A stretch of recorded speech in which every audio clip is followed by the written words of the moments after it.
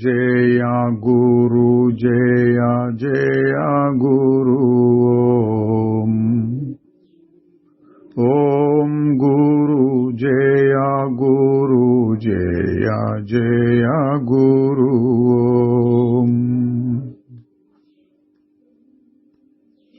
ఓం గురు జయ గురు జయ జయ గురు ఓం గురు జయ గురు జయ జయ గురు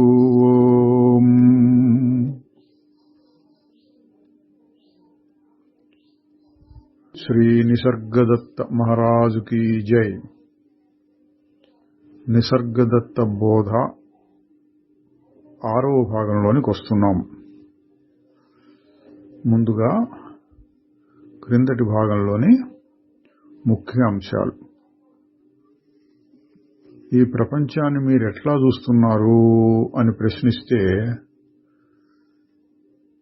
ఒక చిత్రకారుడు అంటే బొమ్మలు గీసేవాడు ఒక బొమ్మను గీస్తూ దాన్ని చూస్తూ ఉన్నట్లుగా నేను ఈ ప్రపంచం మొత్తాన్ని చూస్తాను. ప్రపంచం అనేది బొమ్మ, గీసేవాడు దేవుడు అని నా అభిప్రాయం. నేను ఆ రెండూ కాదు, నేను సృష్టించేవాణ్ణి కాదు, సృష్టింపబడినవాణ్ణి కాను. అన్నీ నాలోనే ఉన్నాయి, నేను దేనిలోనూ లేను అని దేవుడు అనేటువంటి ఊహ, భావం దానికి కూడా అతీతం. దేవుడు కూడా దేవుడు దేవుడు అని మీరు అంటున్న సేపు దేవుడు కూడా ఒక భావం, సృష్టిలో ఒక భాగంలాగా అయిపోతుంది. నేను భావాతీతం. కాబట్టి నన్ను దేవుడు కూడా సృష్టి చేయలేదు. నేను నా అంతట నేను స్వతహాగా స్వభావంగా ఉన్నాను అన్నారు. దేవుణ్ణి చూచాము అని కొంతమంది చెప్పుకుంటూ ఉంటారే. మహారాజు గారు తన స్థాయిలో చెబుతున్నారు, ఈ ప్రపంచం మొత్తాన్ని నీవు దేవుడుగా చూడవచ్చు, అంతేగాని ప్రపంచాన్ని విడిచేసిన దేవుణ్ణి చూడలేవు. ప్రపంచానికి అతీతమైన దేవుణ్ణి చూడటం అంటే నువ్వు దేవుడు అయిపోవటమే. అంటే అక్కడ దాన్ని కంటితో గాని, మనస్సుతో గాని, భావంలో గాని ఊహించుకోవటం, చూడటం అటువంటివి ఏమి ఉండవు. దాన్ని అంటే అతీతమైన దాన్ని తెలుసుకోవడం అంటే నువ్వు అది అయిపోవాలి అన్నారు. నేను ఈ ప్రపంచాన్ని దేవుడుగా ఎట్లా చూడగలను నాకు తెలియటం లేదు. మహారాజు గారు చెప్పారు, ఒక గదిలోకి వెలుతురు కిటికీ గుండా వస్తున్నది. అయితే ఆ కిటికీ వెలుతురుకు మూలం కాదు, మూలమైనది సూర్యుడు. అదేవిధంగా ఈ ప్రపంచం మొత్తాన్ని నువ్వు తెలుసుకుంటూ ఉంటే దానికి మూలమైన చైతన్యాన్ని తెలుసుకోగలగాలి. అదే నేను అన్న భావంతో మొదలవుతుంది. అంటే నేను భావం, నేనెవరు, సాక్షి చైతన్యం, శుద్ధ చైతన్యం అట వెళ్ళి భావాతీత స్థితిలోకి వస్తే నువ్వు దేవుణ్ణి తెలుసుకున్నట్లు అన్నారు. అట్లాగే ప్రపంచాన్ని చూస్తూ ఉన్నప్పుడు కూడా దానికి మూలమైనటువంటి శుద్ధ చైతన్యాన్ని నీ అనుభవంలో గ్రహిస్తూ ఉండాలి. దాన్ని చేరుకోవడం ఎట్లాగూ అంటే కోరిక లేకపోవడం ద్వారా, భయం లేకపోవడం ద్వారా నీవు దానిని చేరవచ్చు. అంటే మనస్సులో కలిగే చలనాలన్నీ కోరికల వల్ల, లేకపోతే ఏమైనా అయిపోతుందేమో అని భయం వల్ల. ఆ రెండూ లేనప్పుడు మనస్సు అట నిశ్చలం అవుతుంది. ఆ విధంగా దాన్ని చేరవచ్చును అన్నారు. తరువాత ఇంకొక ప్రశ్న, నన్ను సాక్షి చైతన్యం నుండి వేరు చేసుకోవటం, సాక్షి చైతన్యం నుంచి పరమాత్మ చైతన్యాన్ని వేరు చేసి చూడటం నాకు కుదరటం లేదు. అంటే మహారాజు గారు చెప్పారు, నీవు ఎల్లప్పుడూ పరమాత్మవే. ఏదో ఒక దేశంలో కాలంలో నీవు సాక్షి అయినట్లు పరమాత్మ యొక్క శుద్ధ చైతన్యానికి అనేకాలుగా విస్తరించిన జీవ చైతన్యానికి మధ్యలో ఒక వంతెన లాంటి వాడవు అని తెలుస్తుంది. ఇంతకుముందు చెప్పిందేనండి, వంతెన, ద్వారము, ఇట్లాంటి మాటలు చెప్పారు. మళ్ళీ వచ్చింది. నాలో ఎందరో నేనులు ఉన్నట్లు, ఒకదానితో ఒకటి ఘర్షణ పడుతూ ఉన్నట్లు నాకు అనిపిస్తూ ఉంటుంది. ఏంటి చేయాలి అంటే, అవన్నీ లోన ఉన్న రకరకాల సంస్కారాలు. నీవు అన్నిటితోనూ కలిసిపోయి నేను నేను నేను అంటున్నావు. వాటిని మరి శాంతింపజేయడం ఎట్లాగూ అంటే, ఎట్లా చేయగలవు? అవన్నీ ఒకదానికొకటి విరుద్ధంగా ఉంటాయి. నువ్వు చేయవలసిందేమంటే వాటిని ఉన్నట్లుగా చూస్తూ ఉండు. అవన్నీ అలవాట్లు, ఆలోచనలు, భావాలు, జ్ఞాపకాలు, కోరికలు అని చూస్తూ ఉండు. అంటే నేను అన్నదాన్ని దేనితోనూ కలపకుండా తెర మీద వచ్చిన బొమ్మల్లాగా చూస్తూ ఉండు. అదే శాంతిని పొందే మార్గం. వాటన్నింటినీ అట్టబెట్టుకుని వాటి మధ్య సంధి కూర్చటం కాదు. వాటిని ఉన్నట్లుగా ఉంచి నువ్వు శాంతిని పొందాలి. అంటే నువ్వు వేరైపోవాలి. నేను పరమాత్మను ఎట్లా తెలుసుకోగలను అంటే, ఏది నీ తెలుసుకోవటానికి మూలమో ఆ శుద్ధ చైతన్యాన్ని నువ్వు తెలుసుకోలేవు. అది అయిపోవటమే దాన్ని తెలుసుకోవటం. ప్రపంచంలో కొన్నేమో జరిగి తీరుతూ ఉంటాయి, కొన్నేమో జరగవు. ఎందువలన అంటే, ఈ విధంగా ఎందుకు ఏమిటి అని ప్రశ్నిస్తూ ఉండటం మనస్సుకొక వినోదంగా మారింది. ప్రపంచంలో అన్నీ వాటంతరవి జరుగుతూ ఉంటాయి. ఎందుకు అనే ప్రశ్న అనవసరం అన్నారు. మనస్సుకి అతీతమై తెలియడానికి వీల్లేనటువంటి పదార్థాన్ని మనం పొందలేమా అంటే, మహారాజు గారు అయ్యో కాదు, పొందటానికి అన్నింటికంటే తేలికైనటువంటిది అదే. నువ్వు ఆలోచించడం మానేసి దేన్ని కోరకుండా ఉంటే అదే పరమాత్మ శుద్ధమైన ఉనికి. ఎవరో అడిగారు, మీకు అప్పుడప్పుడైనా కోరికలు కలుగుతూ ఉండవా? మహారాజు గారు చెప్పారు, కోరికలనేవి మనస్సులో వచ్చే చిన్న చిన్న అలల లాంటివి. ఒక అల పుట్టినప్పుడు అది వచ్చినట్లు తెలుస్తుంది. ఆ కోరిక అనేది కూడా ఎన్నో చలనాలలో అదొకటి. దాన్ని తృప్తిపరచాలి అనే భావం నాకు ఉండదు. దానికోసం నేను ఏ విధమైన ప్రయత్నము చేయను. కోరిక లేకుండా పోవటం అంటే అప్పుడప్పుడు తోచినటువంటి కోరికలను కూడా తీర్చుకోవాలి అనే నిర్బంధం లేకుండా ఉండటమే. ఇదండి ఆచరణలో, అనుభవంలో తెలియవలసిన మాట. ఎన్నో ఎన్నో ఎన్నో వస్తుంటాయి మనసులో, చలనాలు బయట నుంచి వస్తాయి, కొన్ని లోపలే పుట్టుకుంటూ వస్తాయి. అయినా వాటికి విలువ ఇచ్చి వాటిని తీర్చుకోవాలి, వాటిని తృప్తిపరచాలి అంటే అది కోరికలతో మీరు కలిసిపోయినట్టు, కోరికల వల్ల బాధపడుతూ ఉన్నట్లు. అట్లా కాకుండా ఏదో కోరిక వచ్చింది, ఎన్నో వస్తున్నాయి, ఇది కూడా ఒకటి అన్నారే గాని దాన్ని నెరవేర్చుకోవాలని ఏమాత్రం ప్రయత్నం చేయకుండా ఉంటే అప్పుడు కోరిక లేనట్లే. అది మహారాజు గారు చెప్పిన దాని సారాంశం. శ్రీ నిసర్గదత్త మహారాజుకి జై. తరువాత అధ్యాయం 23. ప్రశ్న ఏమీ లేదు, మహారాజు గారే మొదలు పెట్టారు. బహుశా అప్పుడు బయట వర్షం పడుతూ ఉండిందేమో, దాని గురించి చెప్తూ తన లోకాన్ని గురించి చెప్పారు. మహారాజు గారు అంటున్నారు, మీరందరూ బయట విపరీతంగా కురుస్తున్న వానకి తడిసి ముద్దయి ఉంటారు.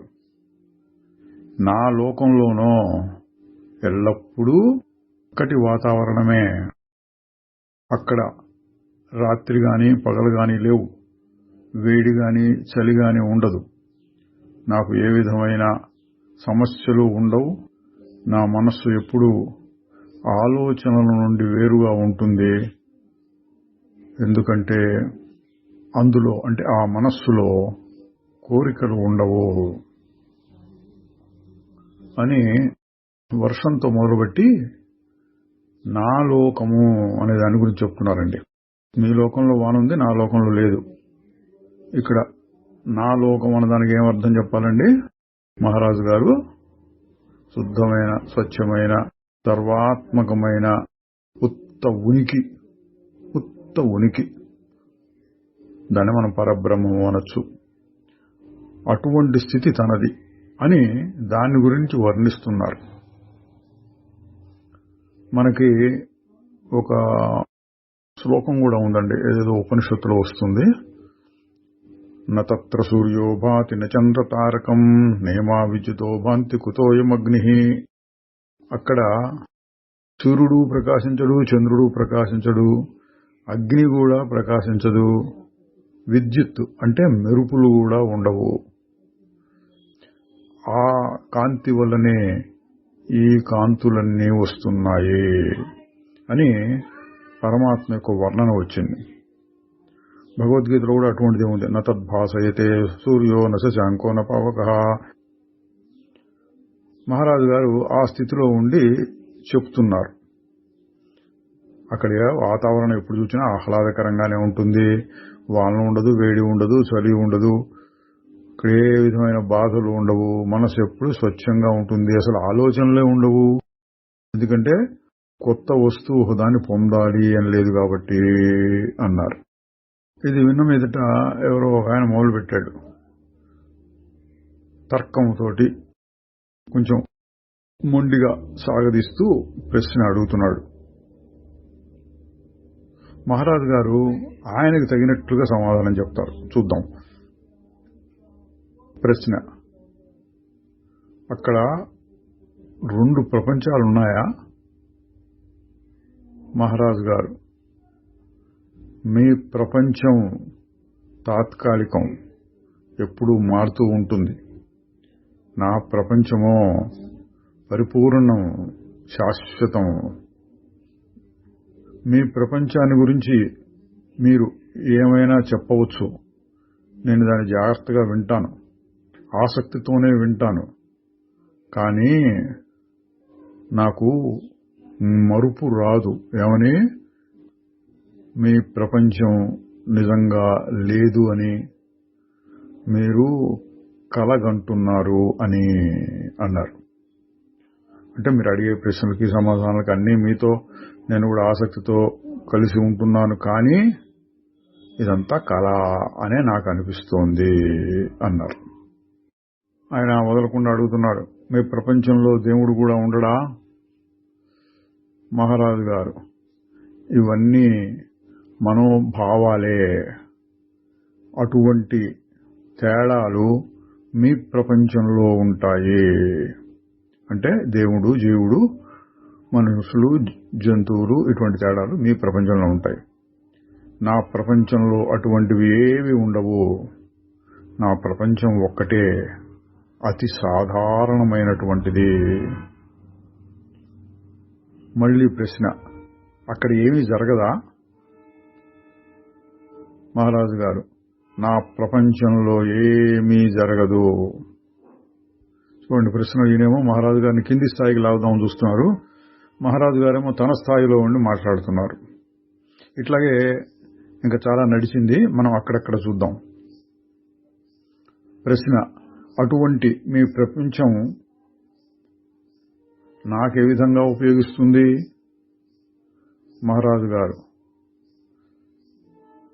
నీ ప్రపంచాన్నే నువ్వు జాగ్రత్తగా పరిశీలించి చూడు,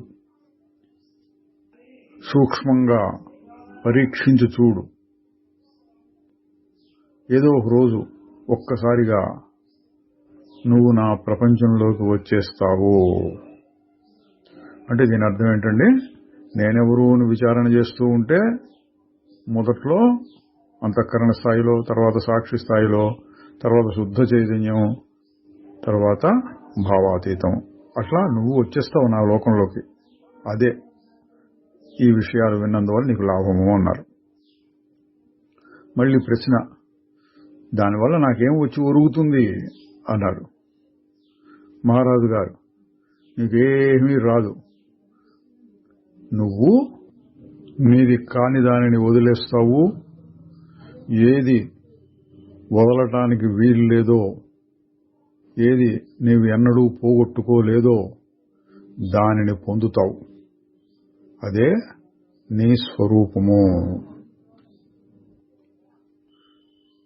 నా లోకం నుంచి మీ లోకానికి చేరుకోవటం ఎట్లాగూ అని ప్రశ్న. నిసర్గదత్త గారు చెబుతున్నారు, నీ ప్రపంచాన్ని ఉన్నది ఉన్నట్లుగా చూడు. నువ్వు ఊహించుకున్నది కాదు, ఉన్నది ఉన్నట్లుగా చూడాలి. ఆ విధంగా జాగరూకతతో పరీక్షిస్తూ ఉంటే నీకు వాటి ఎడల వైముఖ్యం కలుగుతుంది. ఆ విముఖత నిన్ను సరి అయిన త్రోవలో పెడుతుంది. అది నీ అసలైన స్వరూపానికి ఒక వంతెనలాగా ఉపయోగిస్తుంది. నువ్వు ఏమి చేయగలుగుతావో, అంటే నీకెంత కుదిరితే అంత శ్రద్ధతో చేస్తూ ఉండు. నీకున్న అడ్డంకులన్నీ కరిగిపోతాయి. ఆయన మళ్ళీ అంటున్నాడు, మీరు సంతోషంగా ఉన్నారా అని. అంటే ఏంటి? మీ ప్రపంచంలో ఏమీ లేదంటున్నారు, ఎట్లా సంతోషంగా ఉంటున్నారు అని. మహారాజు గారు: నీ ప్రపంచంలో ఉంటే నేను మహా కష్టాలు పడుతూ ఉంటాను. మేల్కోవటము, తినటము, తాగటము, మాట్లాడటము, మళ్ళీ నిద్రపోవటము. అబ్బా, ఎంత గందరగోళం ఇదంతా. ప్రశ్న: మరి దేనికోసం మీరు బతుకుతున్నారు? మహారాజు గారు: బ్రతకటం, చావటం. ఈ మాటలకు అర్థం లేదు. నీవు నన్ను బ్రతికున్నవాడిగా చూస్తున్నావు, కానీ నేను చచ్చినవాడినే. నీవు నన్ను చచ్చిపోయినప్పుడు చూస్తావు, కానీ నేను బ్రతికున్నవాడినే అని ఆయన మొండిగా అడుగుతుంటే మహారాజు గారు కూడా ఆ స్థాయిలో చెప్తున్నారు. చూడండి, అంటే ఏంటి? నేను ప్రస్తుతం నీకు బతుకున్నవాడిలా కనపడుతున్నాను అంటే శరీరాన్ని చూచి. ఆ స్థాయిలో మాట్లాడితే నేను చచ్చిపోయిన వాడిని అంటే నా శరీరాన్ని నేను పట్టించుకోవట్లేదు కాబట్టి చచ్చిపోయిన దాంతో సమానం. అట్లాగే ఈ శరీరం చనిపోయినప్పుడు నేను చనిపోయినాను మీరందరూ అనుకోవచ్చు, కానీ అసలైన నేను బ్రతికే ఉంటుంది అని ఆ స్థాయిలో సమాధానం చెప్తున్నారు. ఆయన మళ్ళీ అడుగుతున్నాడు, అంటే రెండు ప్రపంచాలు ఉన్నట్లు అనిపిస్తోంది, మాదొకటి మీదొకటి. మహారాజు గారు: అవును, నాదేమో సత్యమైనది, మీదేమో మనఃకల్పితము. మళ్ళీ ప్రశ్న: అయినా మీ ప్రపంచానికి మా ప్రపంచానికి మధ్య ఏదో ఒక రకమైన సంబంధం ఉండాలి కదా? మహారాజు గారు: సత్యమైన ప్రపంచానికి ఊహా ప్రపంచానికి సంబంధం ఉండనక్కర్లేదు, అటువంటిది ఉండదు కూడాను. మళ్ళీ ప్రశ్న: అయితే మేమేం చేయాలి? మహారాజు గారు: ఇందాక చెప్పింది మళ్ళీ చెబుతున్నారు. నీ ప్రపంచాన్ని చక్కగా పరీక్షించు, పరిశీలించు, నీ మనస్సుని దానికే అంకితం చెయ్యి, ప్రతి దాన్ని సూక్ష్మంగా చురుకుగా విమర్శించి చూస్తూ ఉండు, అది చాలు అన్నారు. అంటే వీరి అభిప్రాయం ఏమిటి? నువ్వు అట్లా చూస్తూ ఉంటే ఏది నీకు అంటడం లేదు, నువ్వు వేరుగా ఉన్నావు, అవన్నీ నీకంటే వేరు అని గ్రహించగలుగుతావు అని భావం. ఆయన మళ్ళీ అడుగుతున్నాడు, ఈ ప్రపంచం నన్ను బాధిస్తోంది, నేను కూడా ఈ ప్రపంచాన్ని బాధిస్తున్నాను. అది సామాన్యులందరూ చేసేదండి, ఒకళ్ళతో ఒకళ్ళు పోరాటంలాగా ఉంటుంది. మహారాజు గారి సమాధానం, నా అనుభవం ఏంటంటే అంతా ఆనందమే, కానీ ఆనందం కోసం కోరితే అది బాధను సృష్టిస్తుంది. అందువలన ఆనందమే బాధకు మూల కారణం. చూడండి, అంత గంభీరమైన మాటలు చెప్తున్నారు. దీని అర్థం ఏంటి? నువ్వు సహజంగా ఆనంద స్వరూపుడివి, ఆనందం కావాలి అని కోరి అప్పుడు ప్రపంచంలో ఆ పదార్థం ఈ పదార్థం ఈ పదార్థం అట్లాంటి వాడి మీద పడిపోతూ ఉంటే దానివల్ల దుఃఖం కలుగుతోంది. నీలో ఉన్న సహజమైన ఆనందం నువ్వు తెలుసుకోలేకపోవటం వలన, కానీ కాస్తో కూస్తో అనుభవంలో నీకు అనిపిస్తూనే ఉన్నందువలన అది కోరికకు కారణమవుతోంది. మళ్ళీ అటువంటిది కావాలి అనుకుంటున్నావు, పొందలేకపోతున్నావు. ఆయన మళ్ళీ అంటున్నాడు, మీకు పెద్ద చదువులు లేవు, అందువలన మీరు చదివింది విన్నది మీకు పెద్దగా అనుమానాలు కలిగించవు. నేను కాస్తో కూస్తో చదువుకున్నాను, రకరకాల పుస్తకాలు, రకరకాల గురువులు ఒకరినొకరు విమర్శించుకుంటూ చెప్పే ఉపదేశాలు, ఇవన్నీ నన్ను చాలా తికమక పెడుతున్నాయి, అనుమానాలనే కలిగిస్తున్నాయి. యోగం అంటే ఈ విధంగా తెలుసుకోవటం కూడా అండి. సంశయం ఉన్నటువంటి మనస్సు తీవ్రమైన అడ్డంకిగా ఉంటుంది. మహారాజు గారు అంటున్నాడు, నువ్వు ఆ విధంగా చెప్పటం నాకు సంతోషాన్ని కలిగిస్తోంది. అయితే నా గురువు కూడా నాకు అదే చెప్పాడు, ప్రతిదాన్ని విమర్శించు చూడు, ప్రశ్నించు, అన్నిటినీ విమర్శించు, అన్నిటినీ ఖండించు, నీ ఆత్మను ఖండించలేని దానిని తప్ప. చూడండి మహారాజు గారు ఎట్లా తిప్పారో. నాకు ఊరికే అది ఇదా సంశయం కలుగుతోంది, అనేక పుస్తకాలు చదివాను అని ఆయన అంటుంటే, నేను కూడా ఆ విధంగా విమర్శించి ఖండించి ప్రశ్నించి చేయగలిగాను. మా గురువు అదే చెప్పాడు. అయితే దేన్ని? మొత్తం ప్రపంచాన్ని, నేను కాని దాన్ని, శరీరం దగ్గర మొదలుపెట్టుకునే శరీరము, బయట కనిపించేవి, లోపల వచ్చే భావాలు, ఊహలు, కోరికలు, ఇట్లాంటి వాటిని అన్నిటినీ ప్రశ్నించి ఖండించి ఇది నేను కాదని వదిలేశాను అని మహారాజు గారు అంటున్నారు.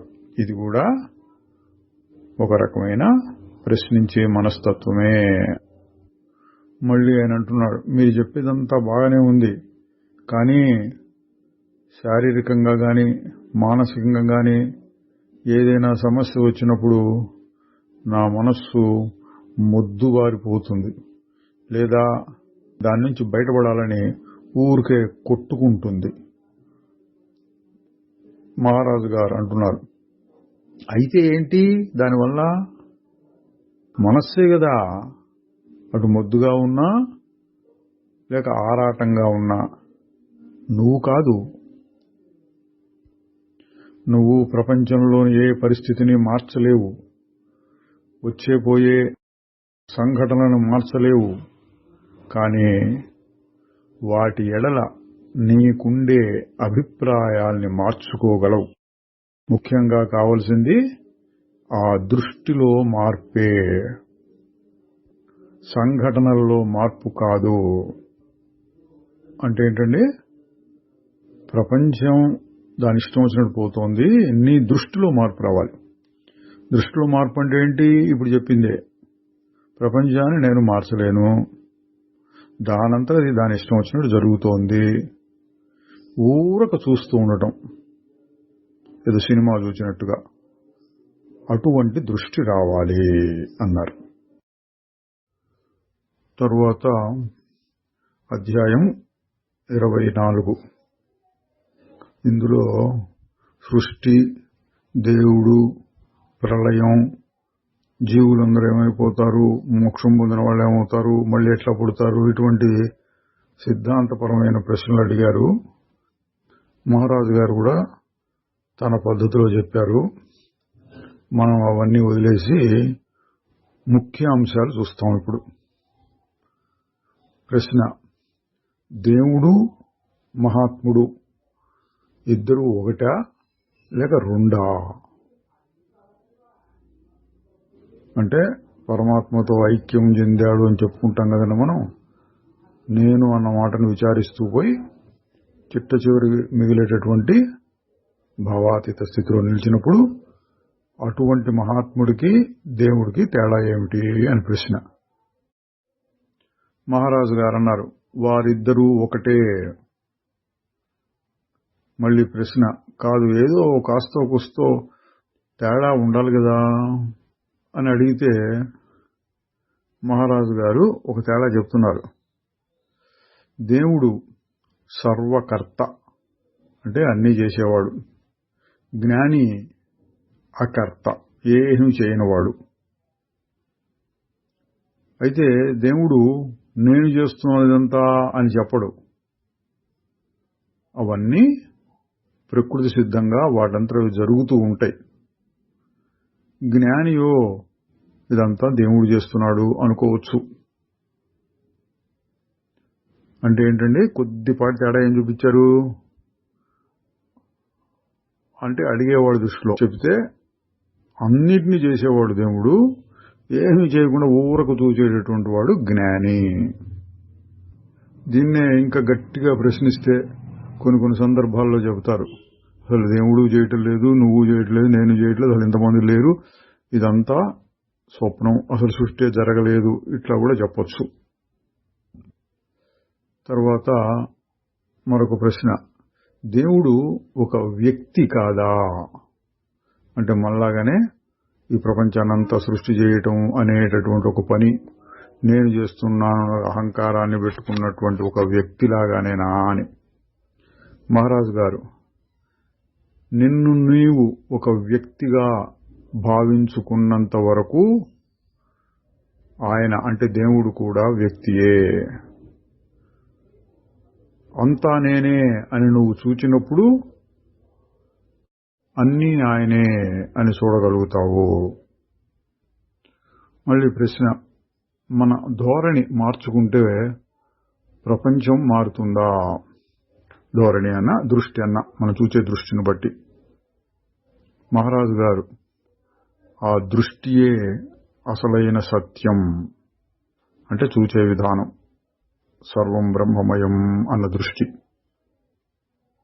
ఉదాహరణకి కోపం అనే దాన్ని తీసుకో.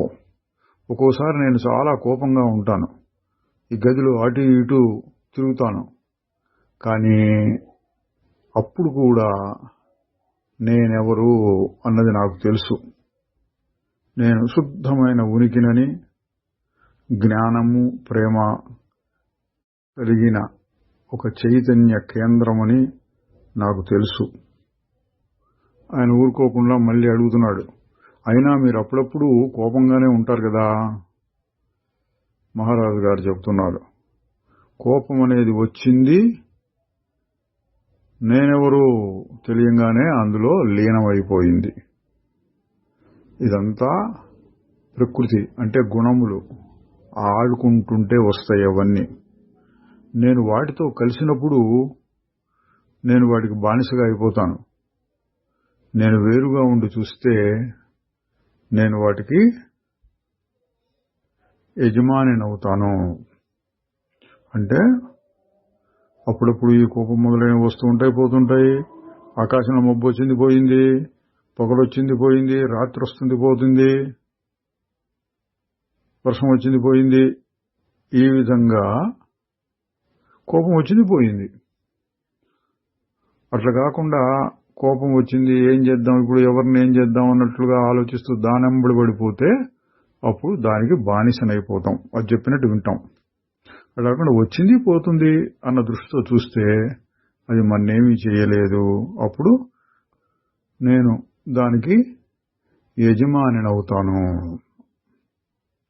తరువాత ఇతరులకు మేలు చేయాలి కదా మనం, సంఘ సేవ మొదలైనవి అని అంటే మహారాజు గారు అన్నారు, మంచిదే, కానీ ఇతరులకు ఏది మంచి అనేది నీ అభిప్రాయం ప్రకారం ఉండకూడదు.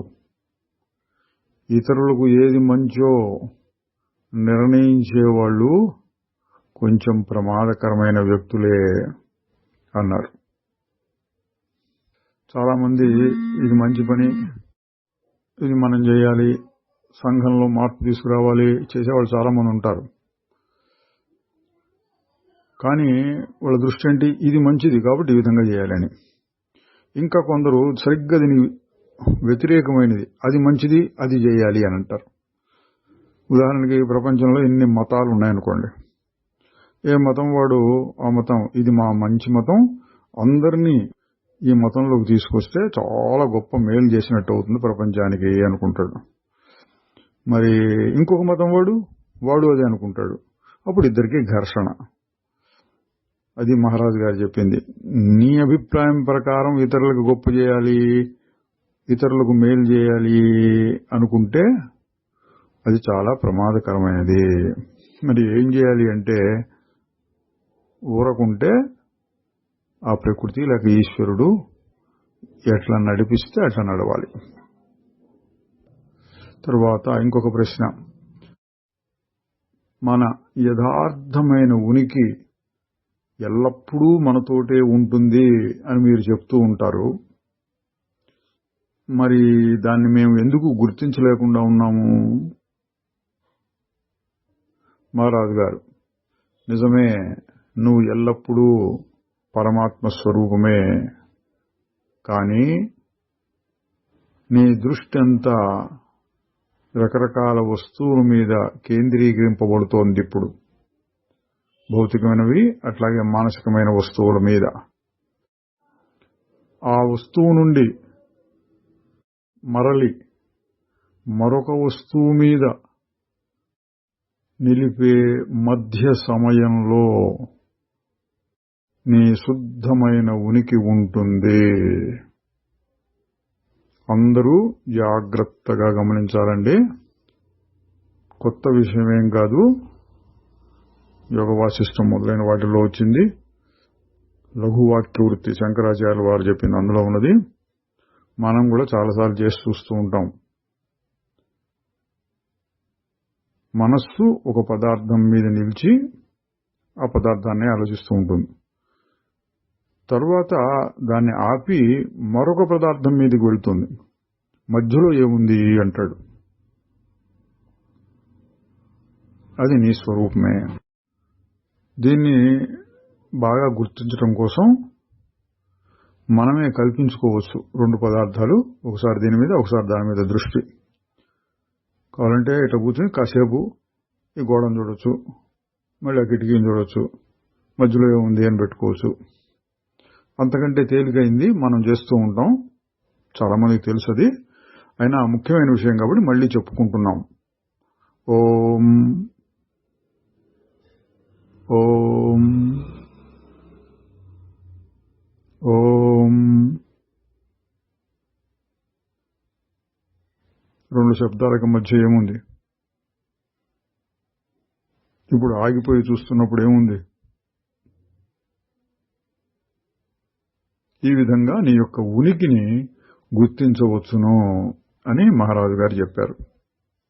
ఇంకా చెప్తున్నారు, వివేకము, వైరాగ్యము, విచారణ, వీటి ద్వారా ఈ మానసికమైన దృశ్యాల నుండి నీ మనస్సును మరలించినప్పుడు శుద్ధమైన ఉనికి నీ సహజ స్థితిగా బయటపడుతుంది. ఇప్పుడేమో మనం ఒక ప్రయోగంలాగా కాస్త చేసి చూసాము. వివేకము, వైరాగ్యము, విచారణ ఇవన్నీ ఉండి బాగా అభ్యాసం చేసినప్పుడు మనస్సు సహజంగా ఏ పదార్థం మీదికి పోకుండా ఏదైనా అవసరం ఉన్నప్పుడు కాసేపటి వెళ్ళటం, మళ్ళీ వెనక్కి రావడం, అటువంటి స్థితిలోకి వచ్చినప్పుడు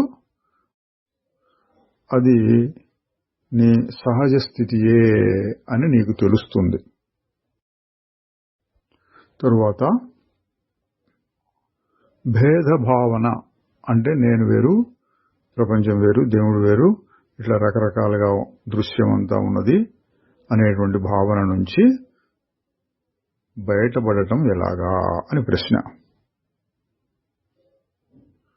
మహారాజు గారు ఎప్పుడు చెప్పేదే అయినా చాలా ముఖ్యం గనక జాగ్రత్తగా దీన్ని పరిశీలించాలి.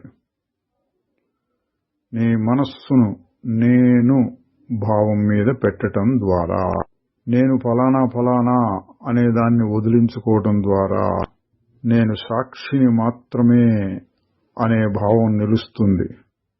తరువాత అది కూడా అంతా నేనే అనే భావంలో లీనమైపోతుంది. చాలా ముఖ్యమైందండి. ఇంతకుముందు చాలాసార్లు వచ్చింది కూడా. నేను అనే భావం, నేను ఫలానా ఫలానా ఫలానా, ఆ ఫలానా ఫలానాన్ని మనం తొలగించుకుంటూ వస్తే చివరికి నేను అనేది మిగులుతుంది. అది సాక్షి అనుకోవచ్చు. దాన్ని కూడా గమనిస్తూ ఉంటే అది కూడా పోయి అంతటా ఒకటైనటువంటి చైతన్యం మిగులుతుంది. అంటే ప్రస్తుతం ఉన్న అహంకారం, దాని తర్వాత సాక్షిభావం, దాని తర్వాత శుద్ధ చైతన్యం, భావాతీతం. ఈ మెట్లుగా మన అభివృద్ధి జరుగుతుంది. తరువాత అధ్యాయం 25. ప్రశ్న: మీరు ఎప్పుడైనా సుఖంగా దుఃఖంగా ఉండినారా? అసలు మీకు సుఖ దుఃఖాలు తెలుస్తాయా? మహారాజు గారు, నువ్వు దాన్ని ఏ విధంగా అయినా అనుకో, నేను అవన్నీ మనస్సు యొక్క స్థితులు అని అనుకుంటాను. మనస్సు నేను కాదు అని చెప్పారండి. దీని అర్థం ఏమొస్తుంది? సుఖ దుఃఖాలు మీకుంటాయా అంటే చూచేవాడిని బట్టి. మీకు కూడా సుఖ దుఃఖాలు ఉన్నాయే అంటే ఉండని, అవి వస్తున్నాయి పోతున్నాయి, నాకు అంటట్లేదు. నా దృష్టిని చెబితే వస్తున్నాయి పోతున్నాయి, నాకేం లేవు అట్లా చెప్పినప్పుడు సుఖ దుఃఖాలు నాకు లేవు అట్లా కూడా చెప్పచ్చు. అందుకని నీ ఇష్టం వచ్చినట్టు అనుకో అన్నారు. తర్వాత ఆయన అడుగుతున్నాడు, ప్రేమ అనేది కూడా మనస్సు యొక్క స్థితుల్లో ఒకట అంటే? మహారాజు గారు ప్రేమ అంటే ఏంటో చెప్తున్నారు. మామూలు లోకంలో సినిమాల్లో నవలల్లో ఉండే ఆ ప్రేమ కాదు. అందరి యందు నన్ను, నా యందు అందరినీ చూసుకోవటమే ప్రేమ. దీన్ని ఆత్మవత్ సర్వభూతాని అనే ఒక సూక్తి చెప్తూ ఉంటారు. అన్ని భూతములను తనవలే చూడటము, అన్నిటినీ తన యందే చూసుకోవటము అంటే తానుగా చూసుకోవటము, అన్నిటినీ దేవుడుగా చూసుకోవటము, ఏదైనా సరే. అప్పుడు దృష్టిలో రాగద్వేషములు లేకుండా ఒక ప్రశాంత భావం, దేని చూసినా సరే ప్రశాంతంగా ఉంటుంది. అటువంటి స్థితినే ప్రేమ అన్నారు. మళ్ళీ ప్రశ్న: మీ పిల్లలు ఎవరైనా అనారోగ్యంతో బాధపడుతుంటే మీరు వారిపై శ్రద్ధ తీసుకుంటారు కదా? మహారాజు గారు, అందువల్ల నేనేమి కలవరపాటు చెందను. చేయవలసిందేదో చేస్తాను. భవిష్యత్తులో ఏం జరుగుతుందో నేను బాధపడను. ఏ సందర్భంలో ఎలా ప్రవర్తించాలో అది సహజంగానే వస్తూ ఉంటుంది. నేను దానికోసం ఎక్కువగా ఆలోచించి అక్కడే ఆగిపోయి బాధపడను. ఏదో చేయవలసింది చేస్తాను, సాగిపోతాను. పరిణామం ఫలితం ఎలా ఉంటుంది అనేదాన్ని నేను పట్టించుకోను. అది మంచి కావచ్చు, చెడు కావచ్చు. ఈ విధంగా చేయటం, ఆ విధంగా చేయటం ఇవన్నీ జరుగుతూ ఉంటాయి. నేను చేస్తున్నట్లు కాదు. అసలు నిజానికి ఎన్నడూ ఏమీ జరగటం లేదు. వ్యవహార సమయంలో ఎలా ఉండాలో మహారాజు గారు చక్కగా చెప్పారండి. ఇంతకుముందు కోరికలు ఉండవా మీకు అని అడిగారు, తర్వాత కోపం రాదా అని అడిగారు, ఇప్పుడేమో మీ వాళ్ళకి ఎవరికైనా రోగం వస్తే ఏమవుతుందని అడిగారు. వీటన్నిటిలో కూడా మహారాజు గారు చెప్పిన సమాధానం ఏంటంటే వస్తూ ఉంటాయి, పోతుంటాయి. కోపం వస్తుంది, పోతుంది. కోరిక వస్తుంటుంది, పోతుంటుంది. ఏవైనా సమస్యలు వస్తుంటాయి, పోతుంటాయి. ఆ క్షణానికి ఏం చేయాలో చేస్తాను, ఏ తర్వాత దాన్ని పట్టించుకోను. తరువాత మరొక ప్రశ్న, నా స్వరూపాన్ని నేను మర్చిపోయాను అని మీరు అంటూ ఉంటారు. అసలు ముందు తెలిస్తే కదా మర్చిపోవడానికి. మహారాజు గారు, అది నిజమే. ఒకదాన్ని పట్టుకుంటే మరొక దాన్ని మర్చిపోతావు. ఎరుక, మరుపు ఈ రెండు కూడా చైతన్యంలో వచ్చిపోయేవే. అవి కలిసిమెలిసి ఉంటాయి. నువ్వేం చేయాలంటే ఏదో ఒకదాన్ని పట్టుకో. ఇక్కడ ఏది మనకు మంచిది? నేను అన్న భావాన్ని పట్టుకుని తక్కిన వాటన్నిటినీ వదిలించుకో. ఇది సాధన. ఇక ఆత్మానుభవం కలిగితేనో పట్టుకోవలసింది లేదు, మర్చిపోవలసింది లేదు. ఇదండి మహారాజు గారు 2 స్థాయిల్లోనూ చెప్పారు. సాధన సమయంలో నేను భావాన్ని పట్టుకుని తక్కిన వాటిని మర్చిపోవడానికి ప్రయత్నం చేయాలి. సిద్ధి కలిగిన తరువాత మర్చిపోవడం లేదు, పట్టుకోవడం లేదు, ఊరకుండటమే. మరొక ప్రశ్న, మీరు సచ్చిత్ ఆనందం అనే వాటిని చెప్తూ ఉంటారు. నేను ఉన్నాను అనేది స్పష్టంగానే ఉంది. నేను తెలుసుకుంటున్నాను అనేది కూడా స్పష్టంగానే ఉంది. అంటే సత్, ఉన్నాను అంటే సత్తు, తెలుసుకుంటున్నాను అంటే చిత్తు. సత్తు చిత్తు 2 స్పష్టంగా ఉన్నాయి అన్నాడు. ఇంకా ఏమడుగుతున్నారంటే, మరి నేను ఆనందంగా అనేది అంత స్పష్టంగా తెలియటం లేదు. నా సుఖం ఎక్కడికి పోయింది? మహారాజు గారు చెప్తున్నారు, ఎల్లప్పుడూ నీ స్వరూపం మరపు లేకుండా పూర్తి అవగాహనతో ఉండు. నువ్వు నీ స్వరూపం మీద నుంచి మనస్సును మరలిస్తున్నావు, మరొక దాని మీద దాన్ని పెడుతున్నావు. అందువల్లనే నీకు ఆ ఆనందం లభించడం లేదు.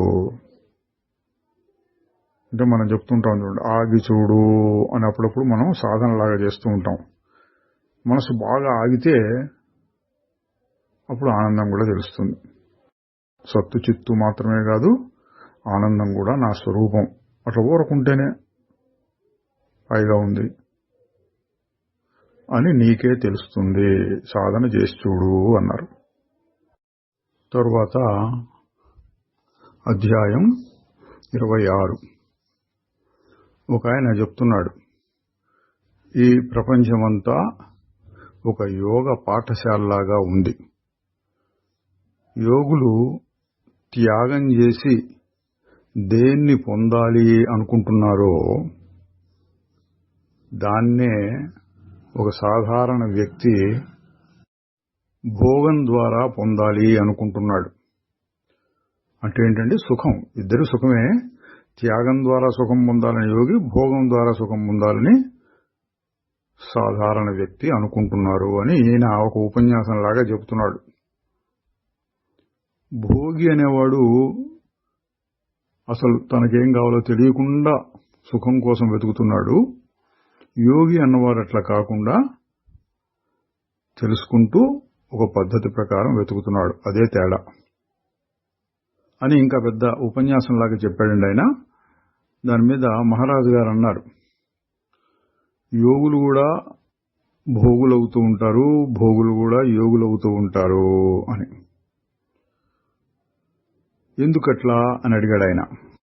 బలహీనమైన కోరికలు, వాసనలు మొదలైనవి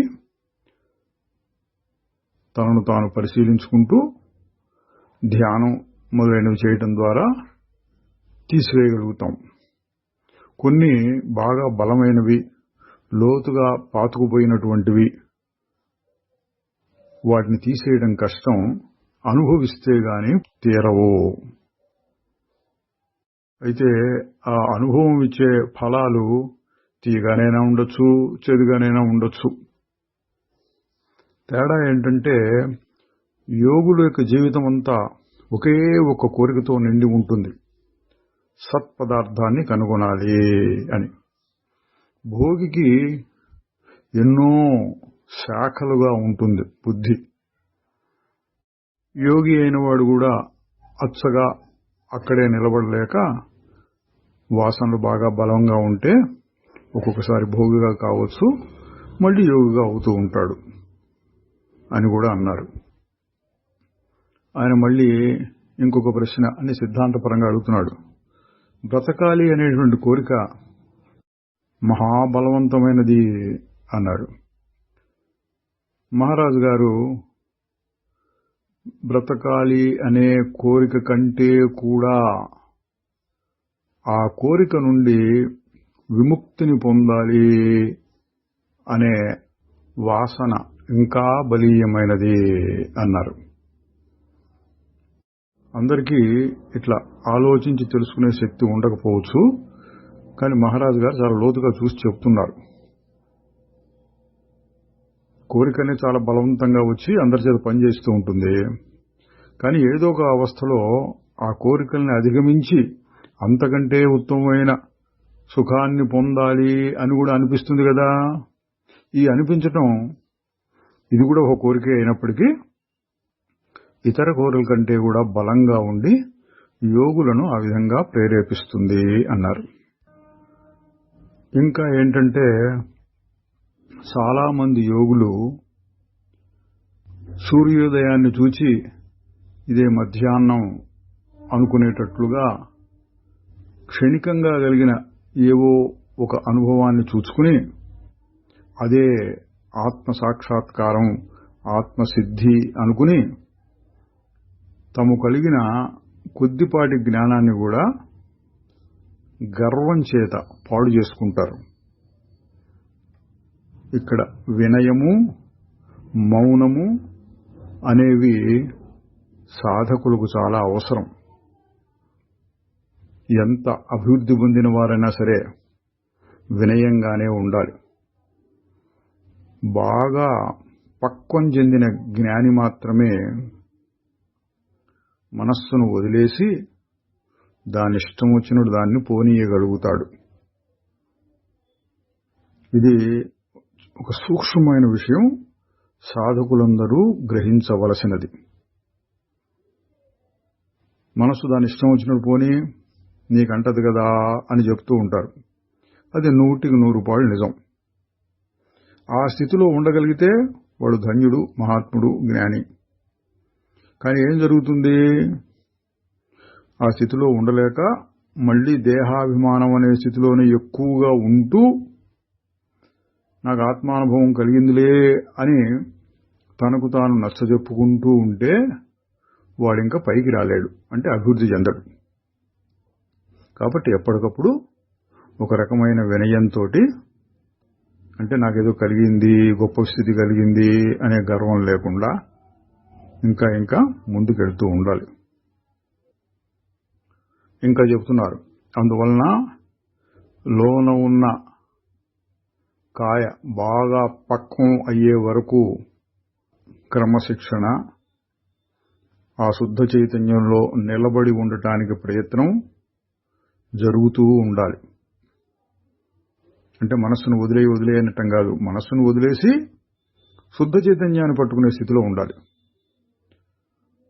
అప్పుడు క్రమంగా మనస్సు ఇంకా ఇంకా సూక్ష్మవుతూ వచ్చి పూర్తిగా నిరాకారమైన ఆ చైతన్యంలో కలిసిపోతుంది.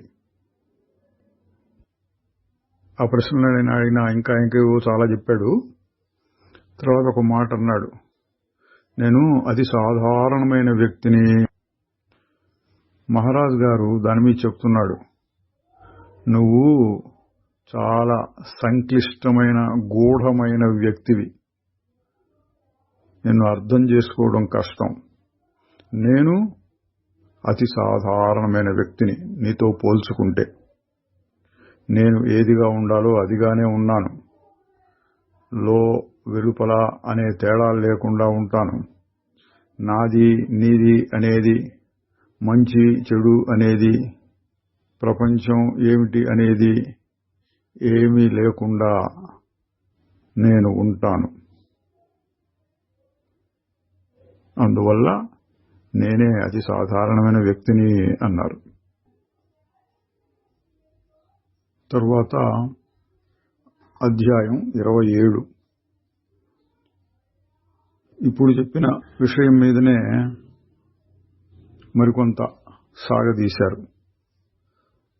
ప్రశ్న: యోగి అనేవాడు సుఖం కోసంగా త్యాగం చేస్తున్నాడు, భోగి అయినవాడు అనుభవిస్తున్నాడు. దేనికి?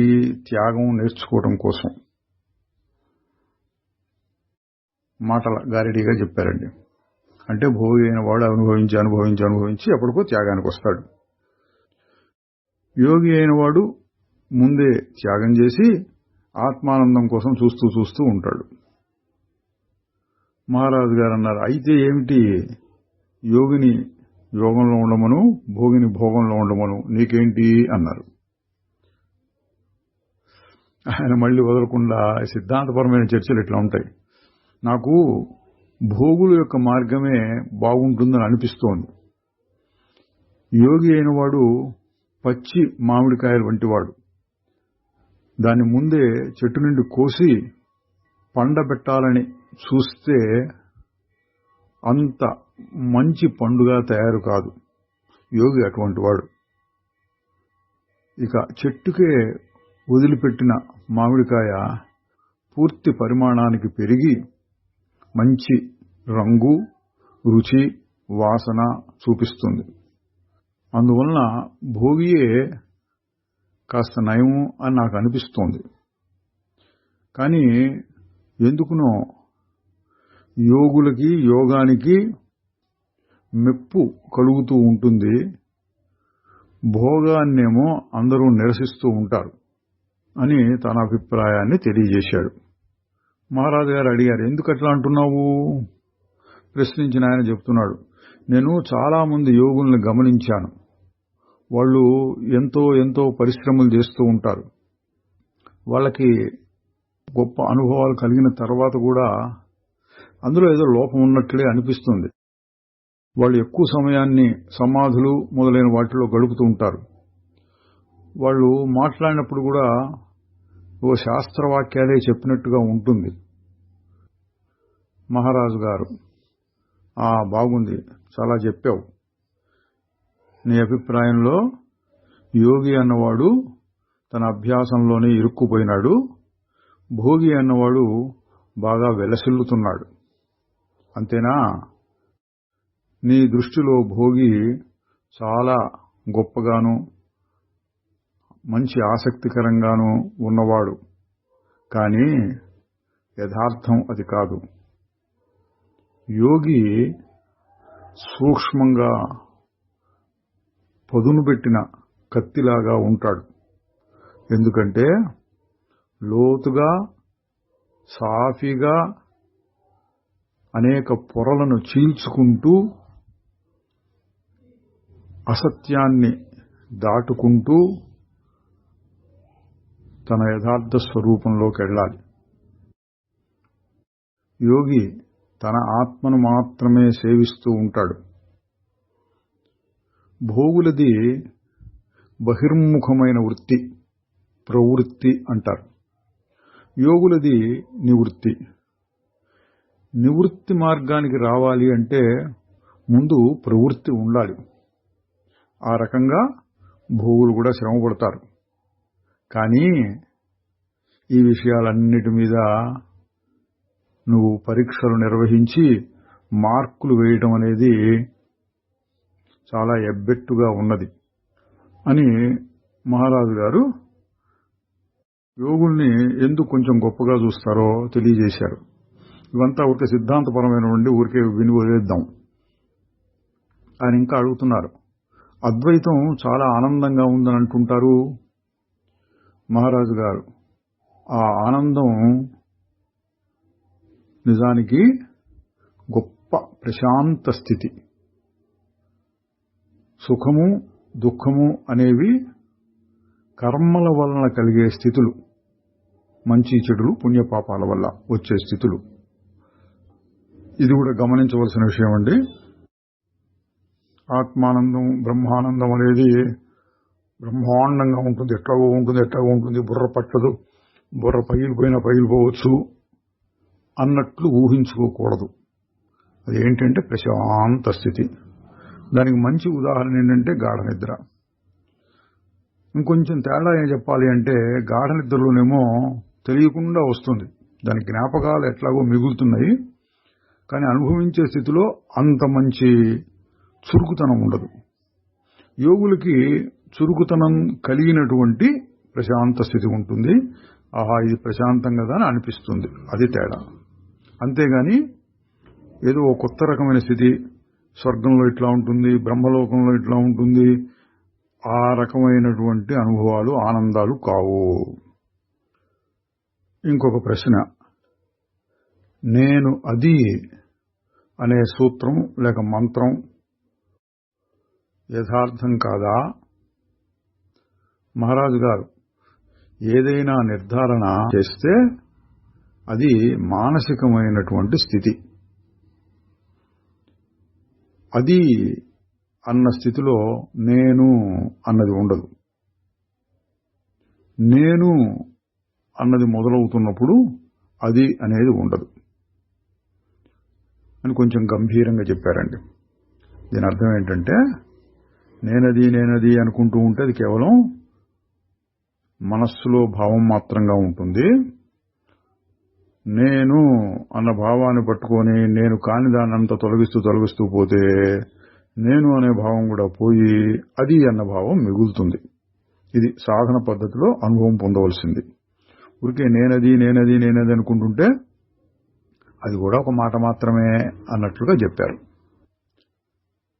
ఆయన మళ్ళీ ప్రశ్న, ఏదైనా ఒక పదార్థం తెలియబడాలి, అనుభవింపబడాలి, లేకపోతే దానివల్ల నాకేం ప్రయోజనం లేదు అన్నాడు. అంటే ఏంటి? పూర్తి లౌకికవాదం అన్నమాట.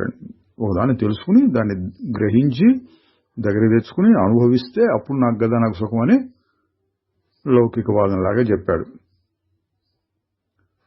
మహారాజు గారు చెప్తున్నారు, నువ్వు సత్యాన్ని కింది స్థాయి అనుభవంలోకి లాక్కు వస్తున్నావు.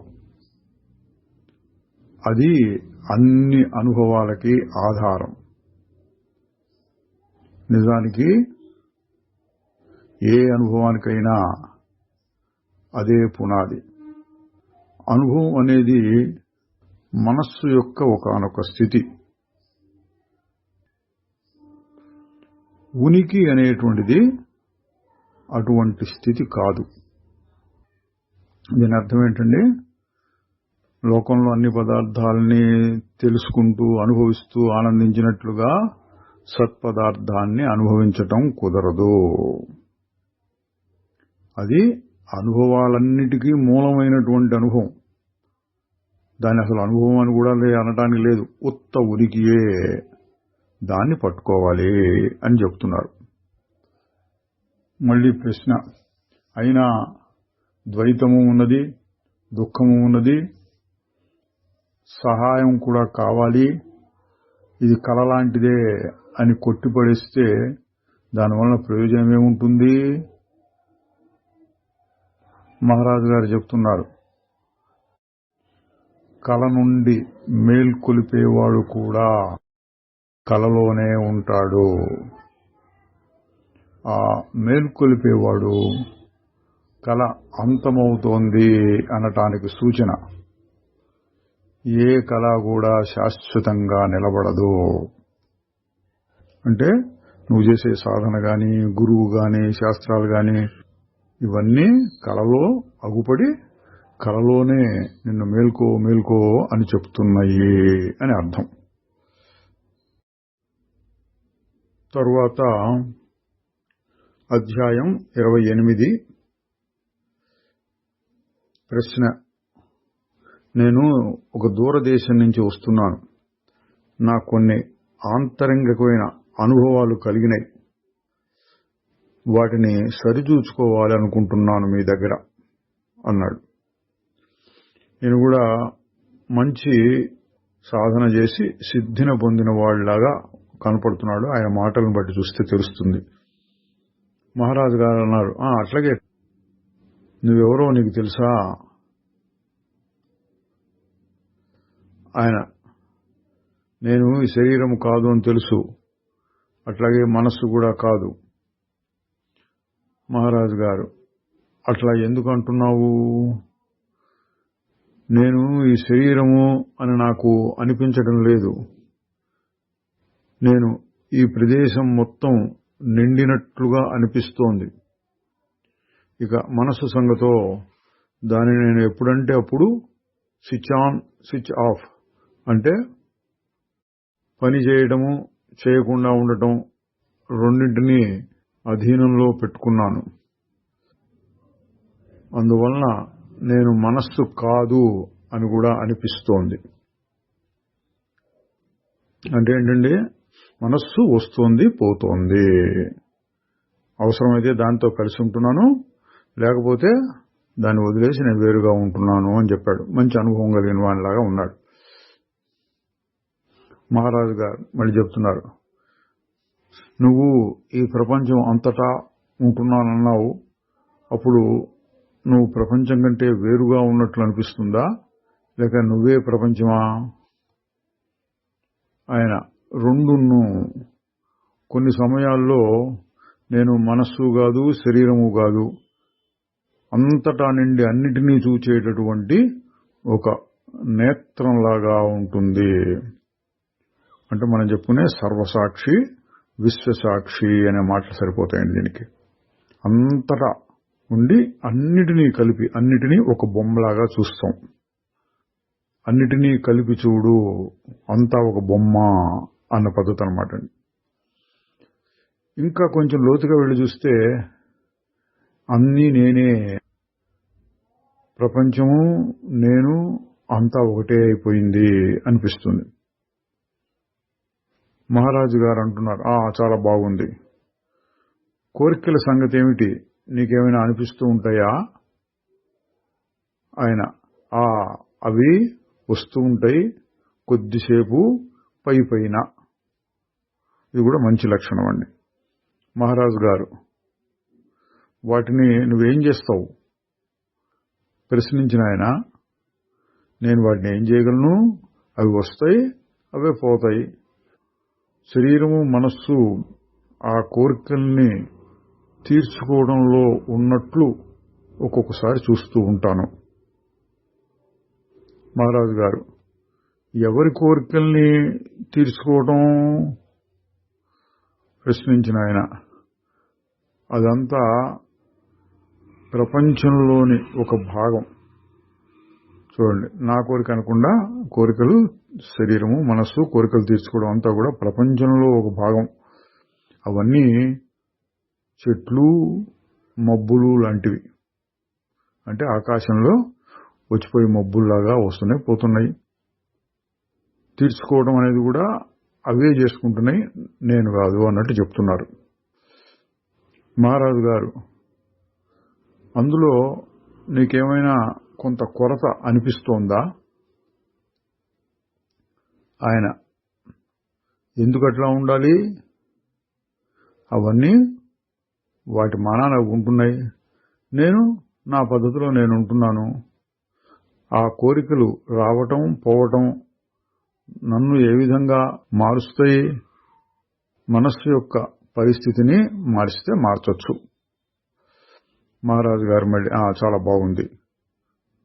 ఇంకా అడిగారు, నువ్వేమైనా పని చేస్తూ ఉంటావా అంటే ఏదో చెప్పాడు, చేస్తూ ఉంటానని. మహారాజు గారు, నువ్వు పని చేసి తీరాల్సిందేనా ఆయన చెప్పాడు. ఎవరు చేసేది పని దానంతరం జరుగుతోంది.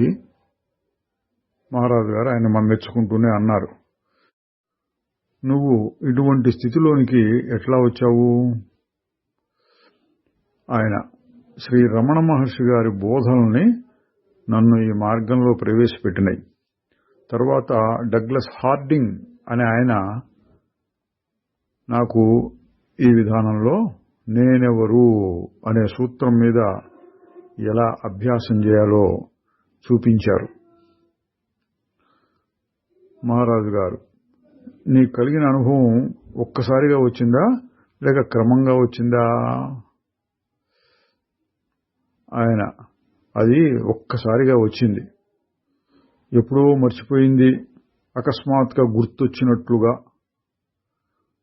నా మనస్సులో ఆ అనుభవం కలిగింది. ఇంత తేలిక అనిపించింది. అంతకుముందు నేను ఎవణ్ణి అని అనుకున్నానో అది కాదు. నేను చూడబడేది కాదు, చూచేది కాదు, చూడటం మాత్రమేను అన్నాడు. మహారాజు గారు కొంత కలిపారు దానికి. చూడటం అనేది కూడా కాదు, దేనివలన ఈ చూడటం సాధ్యమవుతోందో అది, అంటే శుద్ధ చైతన్యం లేక శుద్ధ ఉనికి అన్నట్లు. ఈ సంభాషణ చూస్తే మనకేం తెలుస్తుంది? మహారాజు గారే ప్రశ్నిస్తున్నట్టు ఆయన తన జ్ఞానాన్ని వెల్లడిస్తున్నట్లు ఉంది అని ముందే చెప్పాడు. నాకు ఆ కొన్ని అనుభవాలు కలిగినాయి, సరిచూచుకోవడానికి మీ దగ్గరికి వచ్చాను అన్నారు. సరిచూచుకున్నాడు. తరువాత ఇంకొకరి ప్రశ్న, సుఖం అంటే ఏమిటి? మహారాజు గారు, లోపల బయట సామరస్యంతో, అంటే ఒకే రీతిగా పరిస్థితులు ఉంటే అది సుఖము. ఉదాహరణకి లోపల ఆకలేస్తుంది, బయట ఏదో తినడానికి దొరికింది, అది సుఖం. లోపల ఆకలేస్తుంది, తినడానికి దొరకలేదు, దుఃఖం. లోపల ఆకలి లేదు కానీ తినాల్సి వస్తుంది, అందులో ఏం సుఖం ఉండదు, కొంత దుఃఖం. అట్లా కాకుండా బయట లోపల రెండు ఒకటేగా నడుస్తూ ఉంటే అది సుఖం. అన్ని సందర్భాల్లోనూ మనం అనుకున్నది అనుకున్నట్లుగా జరుగుతూ ఉంటే సుఖం, అనుకున్న దానికి వ్యతిరేకంగా జరగడం లేక అనుకోనిది వచ్చి మీద పడటం, దానివల్ల దుఃఖం. బాహ్య విషయాలతో తాదాత్మ్యం చెందటం దుఃఖానికి మూల కారణం. అంటే శరీరంతో సహా వాటితో వీటితో అభిమానం చెందటం దుఃఖాన్ని కలిగిస్తుంది. తరువాత ఇంకొక ప్రశ్న, నా స్నేహితుడు భయంకరమైన పీడకలలు కంటూ ఉంటాడు. ప్రతి రాత్రి నిద్రపోవాలంటేనే భయపడతాడు. అతనికి ఎవరూ సహాయం చేయలేకపోతున్నారు. మహారాజు గారు, సత్సంగం అతనికి సహాయం చేస్తుంది అన్నారు. ఇది కూడా చాలా గొప్ప మాట అండి, గమనించాలి. తనకు తాను సహాయం చేసుకోలేని స్థితిలో, అంటే తాను ధ్యానం చేయలేడు, లేక పుస్తకాలు చదువుకోవడం లేదు, విచారణ చేయలేరు, నేనెవరు అంటం కూడా కుదరటం లేదు, అటువంటి పరిస్థితులు వస్తాయి. మనసు బాగా రజోగుణంలో కానీ బాగా తమో గుణంలో కానీ ఉన్నప్పుడు స్వయంగా ఏం చేయలేం. అటువంటప్పుడు మహారాజు గారు ఇక్కడ చెప్పినట్లు సత్సంగం బాగా ఉపయోగిస్తుంది.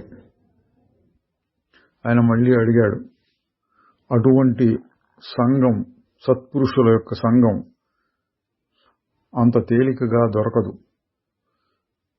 మహారాజు గారు, లోపల చూసుకో,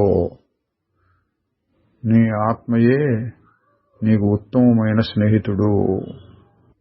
అంటే బయట సత్సంగం దొరకకపోతే ఏం చేయాలి అంటే ఇదే, నీ లోపల చూసుకో. లేదా ఇంకో రకంగా చెబితే దేవుణ్ణి ప్రార్థించుకో, లేక గురువుని ప్రార్థించుకో, పరిస్థితులు చక్కబడాలి అని కోరుకో. మళ్ళీ ప్రశ్న, ఈ జీవితం అసలు ఎందుకు ఇన్ని వైరుధ్యాలతో, వ్యతిరేక భావాలతో కూడి ఉన్నది?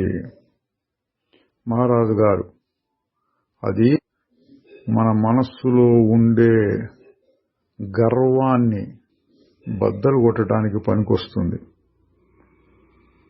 మనం ఎంత అధమ స్థితిలో ఉన్నామో, ఎంత శక్తిహీనులుగా ఉన్నామో దానివల్ల తెలుస్తుంది అన్నారు.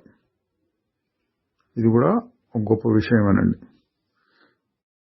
ఎవరైనా సరే వారి వారి జీవితాలని పుట్టినప్పటి నుంచి ఇప్పటిదాకా చూసుకుంటే సంఘటనలు వాటంతటవి జరుగుతున్నట్లు అనిపిస్తుంది. ఎన్నో విషయాల్లో మనం అనుకున్నట్లు జరగదు. ఈ విషయాన్ని గుర్తిస్తే నీ యొక్క అహంకారం తగ్గుతుంది. గర్వం, నేను ఇది చేయగలను, అది చేయగలను అని. ఎన్నో విషయాల్లో నువ్వు ఓడిపోతే అప్పుడు ఇది బోధపడుతుంది, పనులు జరుగుతున్నాయి, నా వశంలో లేవు అని. తరువాత అధ్యాయం 29. ప్రశ్న, నేను ఏ విధంగా జీవించాలి?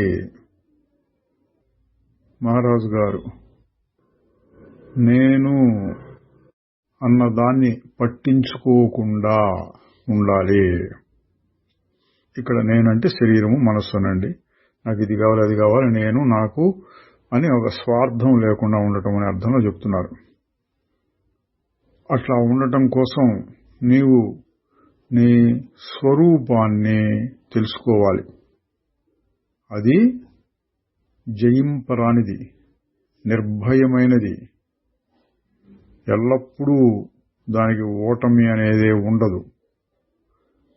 దాన్ని నీవు చక్కగా స్పష్టంగా తెలుసుకుంటే తరువాత నిన్ను ఏది బాధించదు. ఇప్పుడు ఉన్న కోరికల్ని, భయాల్ని నీవు పట్టించుకోకుండా ఉండగలుగుతావు. అభిప్రాయాలు, భావాలు వాటిని వదిలేసి సత్యమునందే ఉండగలుగుతావు. అంటే ఏ విధంగా ఉండాలంటే అదే జ్ఞాని స్థితినే చెప్పారు. నీ స్వరూపాన్ని తెలుసుకోవాలి, తక్కిన దాన్ని వదిలేసుకుని ఏం పట్టించుకోనట్టుగా నడుస్తూ ఉండాలి. మళ్ళీ ఇంకొక ప్రశ్న, అంతా ప్రకృతి సిద్ధంగా జరుగుతూ ఉంటే ఇక ప్రయత్నం చేయవలసిన అవసరం ఏంటి? మహారాజు గారు, ప్రయత్నం కూడా ప్రకృతిలో భాగమే. ఆ ఉదాహరణకి నేనేదో ఒక పెద్ద చెట్టు, కొబ్బరి చెట్టు లాంటిది, కష్టపడి పైకి ఎక్కి 2 కాయలు కోసుకొచ్చుకొని తిన్నాను అన్నారనుకోండి. నువ్వు తింటమేముంది, పక్షులు, జంతువులు కూడా వాటి ఆహారం కోసం ప్రయత్నం చేసి అవి కూడా తింటూనే ఉన్నాయి. తేడా ఏంటంటే నేను చేశాను, నేను ఎక్కాను, నా తెలివితేటలు ఇట్లా అనుకోవటం అహంకారం. మరి ఎట్లా ఎక్కగలిగావంటే అది కూడా ప్రకృతిలో భాగమే అన్నారు. ప్రయత్నం చేశావు, కానీ ప్రయత్నం కూడా ప్రకృతిలో భాగం. నాది, నేను అని అహంకారం వస్తే కష్టం. మరో ప్రశ్న, జ్ఞాని సంఘం దృష్ట్యా అభ్యంతరకరమైన పనులేవీ చెయ్యడు అనుకుంటాను. అతడెప్పుడూ ఆదర్శవంతమైన జీవితాన్నే నడుపుతాడు కదా అన్నారు. మహారాజు గారు చెప్తున్నారు, ఆదర్శము అనేది ఎవరు నిర్ణయించాలి? ముక్తిని పొందినటువంటి జ్ఞాని ఏ నియమాలను పాటించాలి? జ్ఞాని ఈ విధంగా ఉంటాడు, ఈ విధంగా ఉండాలి అనగానే అతని స్వేచ్ఛ పోయినట్లవుతుంది. జ్ఞాని యొక్క స్వేచ్ఛ ఎక్కడంటే ఏ క్షణానికి ఆ క్షణం అప్పుడు ఎట్లా చేయాలనే ఆలోచన వస్తుందో ఆ రకంగా చేస్తూ ఉంటాడు. అంటే ముందుగానే ఆలోచించి ఇట్లా చేయాలి, ఇది నియమం, ఇది రూల్ అని ఈ ధర్మాలన్నీ ఆ జ్ఞానం కలగని వాడికి చెప్పిన వాటిలో. నా స్వరూపానికి ఏది అంటట్లేదు అని ఎక్కడో దూరంగా ఉన్నట్లుగా ఈ ప్రపంచాన్ని చూస్తూ ఉంటే వాడికి ధర్మము అధర్మము మంచి చెడు ఏం లేదు, ఏదో జరిగిపోతూ ఉంటుంది. ఎట్లా జరుగుతుందంటే ఆ క్షణానికి ఎట్లా అనిపిస్తే అట్లా, ప్రతిసారి ఒకటి అనిపించాలని ఏం లేదు. మరి అది ఆదర్శవంతంగా ఉంటుందా ఏమో చెప్పలేము. అది మహారాజు గారు చెప్పారు. మళ్ళీ మహారాజు గారికి ఒక ప్రశ్న వేస్తున్నారు. మీరు ఇతరులకి ఎక్కువగా సహాయం చేయలేరా? మహారాజు గారు, తప్పకుండా నేను చేయగలను. నువ్వు కూడా చేయగలవు, ఎవడైనా చేయగలడు. కానీ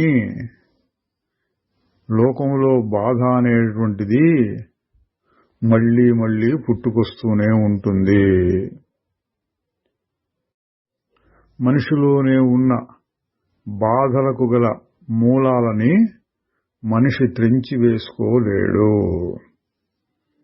నువ్వు ఎంత పనులైనా చేయి, ధర్మాన్ని ఎంతగానన్నా ఉద్ధరించు, కుదిరినంత నువ్వు నీతో పాటు ఇంకా 100 మంది 1000 మంది ఎంతమంది ఎన్ని చేసినా తాత్కాలికంగా ఏమైనా కాస్త సర్దుబాటు కావచ్చు, కానీ మళ్లీ మార్పు వస్తుంది. అది మహారాజు గారు చెప్పేది. ఆయన మళ్లీ ప్రశ్నిస్తున్నాడు. పెద్ద పెద్ద అవతార పురుషులు వచ్చి ప్రపంచాన్ని రక్షిస్తూ ఉంటారు అని చెప్తారు కదా అన్నారు. మహారాజు గారు యథార్థాన్ని కొంచెం వ్యంగ్యంగా చెబుతున్నారు. వాళ్ళు నిజంగా రక్షించారా, ఉద్ధరించారా? వాళ్ళు వచ్చారు, వెళ్లారు, ప్రపంచం నడుస్తూనే ఉంది. వారు చాలా చాలా చేశారు, మనిషికి కొత్త కొత్త విధాలు ఎన్నో నేర్పారు. కానీ ప్రపంచాన్ని రక్షించారు అనటం ఒక అతిశయోక్తియే అన్నారు. కొద్దిగా ఆలోచిస్తే మనకి చరిత్రలోనే తెలుస్తుందండి. ఎందరో అవతార పురుషులు, ఎందరో మహానుభావులు వచ్చారు. ఆ వచ్చినప్పుడు కొద్దిగా ధర్మాన్ని ఉద్ధరించడానికి ఏవో పనులు చేసినట్టు కనపడింది. కానీ ప్రపంచం మరి ఈ రోజున మళ్లీ దుఃఖంతో నిండి ఉన్నదని ఎందుకు అంటున్నారు? వారు వచ్చినప్పుడు ఏదో కొద్దిగా చేశారు, కొంత మార్పు వచ్చింది, మళ్లీ అది పోయి ఇంకోటేదో వచ్చింది. నిరంతరం మారుతూనే ఉంటుంది. కాబట్టి దీన్ని శాశ్వతంగా చక్కని పరిస్థితుల్లో అట్టబెట్టడం అనేది ఎవరికీ చేతగాదు, అవతార పురుషులకు కూడా. ప్రశ్న, మరైతే ఈ ప్రపంచానికి ఇక విమోచనం ఉండదా? మహారాజు గారు తన పద్ధతిలో చెబుతున్నారు. ఏ ప్రపంచాన్ని నువ్వు ఉద్ధరించాలనుకుంటున్నావు? ఆ ప్రపంచం నీ మనఃకల్పితమే కదా, దాన్ని రక్షించుకో. నా ప్రపంచం అంటావా? నా ప్రపంచాన్ని నాకు చూపించు, తర్వాత దాని సంగతి నేను చూసుకుంటాను అన్నారు. మళ్లీ ప్రశ్న, ఎన్నో ధర్మాలని ఉపదేశించినందువలన మనుషుల్లో మార్పు రాదు, వాళ్ళందరూ బాధపడుతూనే ఉంటారు, వేరే మార్గం లేదా అని అడిగాడు. వీళ్ళందరూ పాశ్చాత్య దేశం నుంచి వచ్చిన వాళ్ళు ఎక్కువ మంది ప్రపంచాన్ని మార్చాలన్నట్లుగా ప్రశ్నిస్తున్నారండి. మహారాజు గారు చెప్పారు, ఉన్నవాళ్లు ఇప్పుడు ప్రస్తుతం ఎలా ఉన్నారో అదే విధంగా ఉన్నంత కాలం దుఃఖం నుండి విడుదల ఉండదు. నేను వేరు అన్న భావాన్ని వదిలించుకో, తర్వాత ఏ విధమైన ఘర్షణ ఉండదు. అంటే ప్రపంచాన్ని ఉద్ధరించడానికి ఒకే ఒక మార్గం, నీ స్వరూపాన్ని తెలుసుకో, తర్వాత అంతా అట్ట జరిగిపోతున్నట్లు నీకే తెలుస్తుంది. అంటే నీకు ఒక కోరిక అంటూ లేకపోతే ఈ ప్రపంచంలో మంచి చెడు అనేది ఏం లేదు, ఊరికే సినిమా నడుస్తున్నట్టు నడుస్తోంది అని తెలుసుకుంటావు. మళ్ళీ ప్రశ్న, కళలో నుంచి బయటపడటం ఈ రెండూ కూడా ఊహామాత్రాలే అయితే చేయగలిగింది ఏముంటుంది? మహారాజు గారు, కళలో నుంచి బయటపడే మార్గం అవసరం లేదు. ఒకవేళ ఏదైనా మార్గం ఉన్నా అది కూడా కళలోనిదే అవుతుంది. నీవు చేయవలసిందల్లా కళని కళగా చూస్తూ ఉండటమే. కళలోంచి బయటికి రావాలి అని కాదు, కళ అని తెలుసుకుని ఆ విధంగా ఉండటం. మళ్ళీ ప్రశ్న, ప్రతిదాన్ని కళ అంటూ నిషేధిస్తూ పోతే అది ఎక్కడికి దారితీస్తుంది? మహారాజు గారు, అది ఎక్కడికి దారితీసినా సరే అది కళ మాత్రమే. బయటపడే మార్గాల కోసం వెతకవద్దు. కేవలం నేను ప్రస్తుతం కళలో ఉన్నాను, ప్రపంచం అనే కళలో ఉన్నాను అని తెలుసుకో. బయటపడే మార్గాలు అక్కర్లేదు. నీ కళ నీకు సమస్య కాదు. నీ సమస్య ఏంటంటే కళలో కొంత భాగాన్ని గ్రహించి కొంత భాగాన్ని వద్దు అంటున్నావు. అంటే రాగద్వేషాలున్నాయి అని. అన్నిటినీ ప్రేమించు, దేనిని వద్దనకు.